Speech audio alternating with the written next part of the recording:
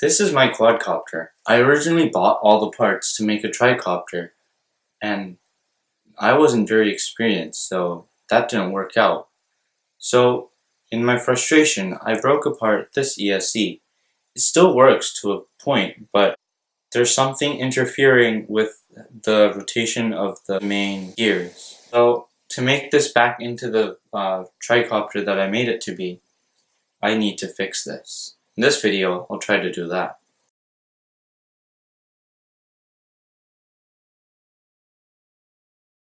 The servo, which is connected to the servo pins, and I have an ESC connecting to the ES32 so that the 5-volt DEC can give power to the ES32.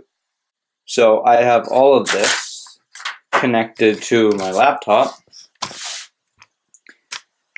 That's mainly because the ES32 is right now programmed as a quadcopter. I need to program it as a tricopter so that I can test out the servo. So now it's a tricopter. I think that's all that I need. So now I can test out the servo. So I have the transmitter here. I'm going to power it up.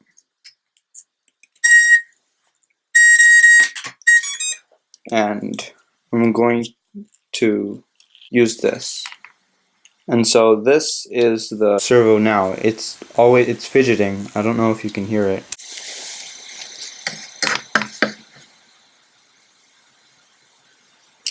So I'm going to use this for reference. So when I twiddle the sticks, basically the yaw axis, it's not moving. It's moving, but there's something there, and it's not even centered too. That sound happens. And it's really slow too. Something's definitely wrong. So now what I'm going to do is I'm going to take this apart, starting with these 4 screws. I'll just take a Phillips head.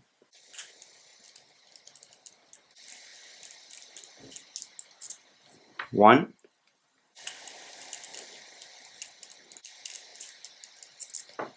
Two.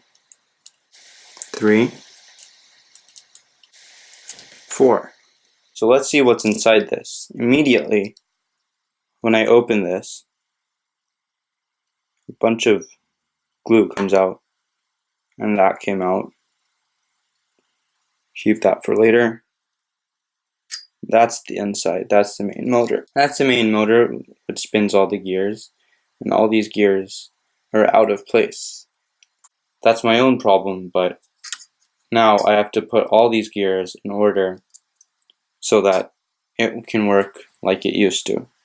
Okay, so I'm going to use this cardboard so that I and you can see better. So I'm going to take apart all these, and you should be able to see a picture of the finished product.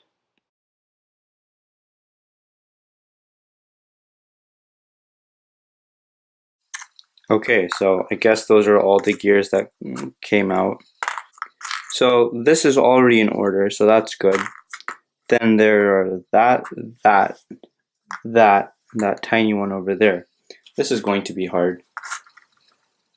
So the first order of business is taking this and putting it straight down this hole. So after that step, you take this piece right here. It's with a longer gear. It can easily be mistaken for this one, but as you can see, the silver part is much longer. You take the longer gear and put it into this, and that should fit nicely. So you have to make sure that it is corresponding to this hole right here. There's a dimple there, and that corresponds to that dimple there, so that should fit in. After putting in the black gear right here, put the pin in here, and then take this bell-shaped piece, like here, and put it pointing upwards-ish, right down like that. You're going to have to nudge a few things so that all the gears fit with each other. It should look a little something like this. The last step is to put this down in like this. Again, nudging the gears so that all these button heads look good. This should be the finished product.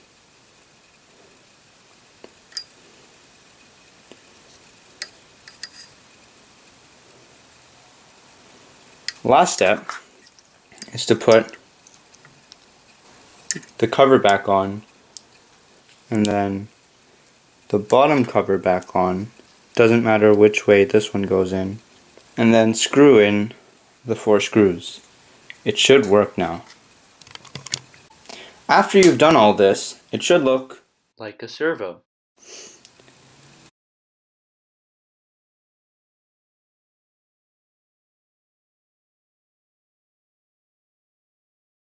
You can use your quadcopter to see if this works, but I have a better idea.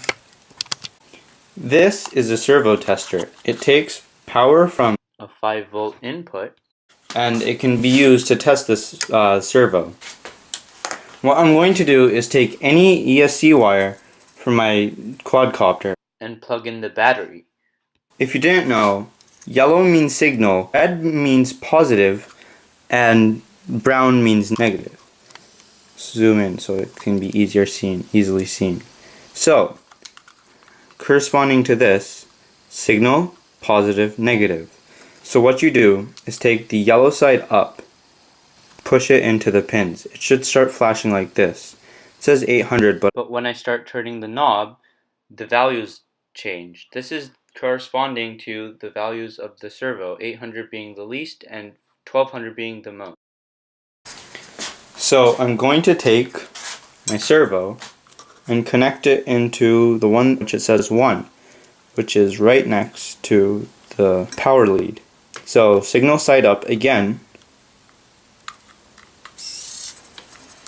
I heard it make a sound. So I don't know what to do. I'm going to press select. It says 1500. Now it's doing a bunch of things.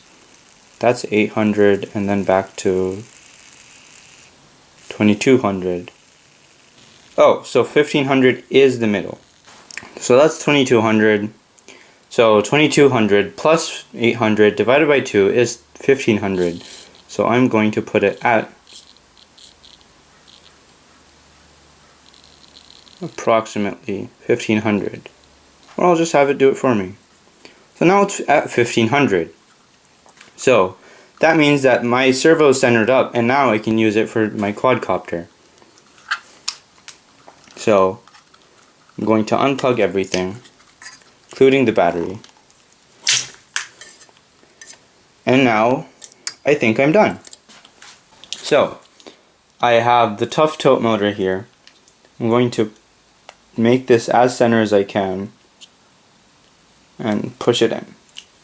Now I'm going to power up my transmitter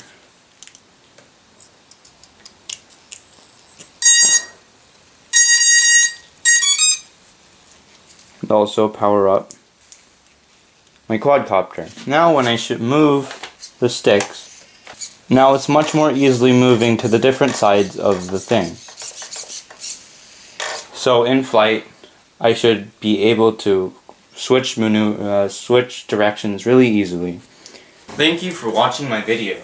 This is one of my first videos, so please bear with me with all the jump cuts. I'm really happy that I fixed this ESC, and I hope that you find success in fixing yours too. Now I'm going to see if this works, because there's a good chance that it won't.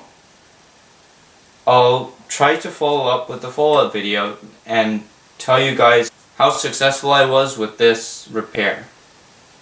Thank you for watching. Leave a like, subscribe if you want to. I don't know, I'm very new to this YouTube thing, making the videos.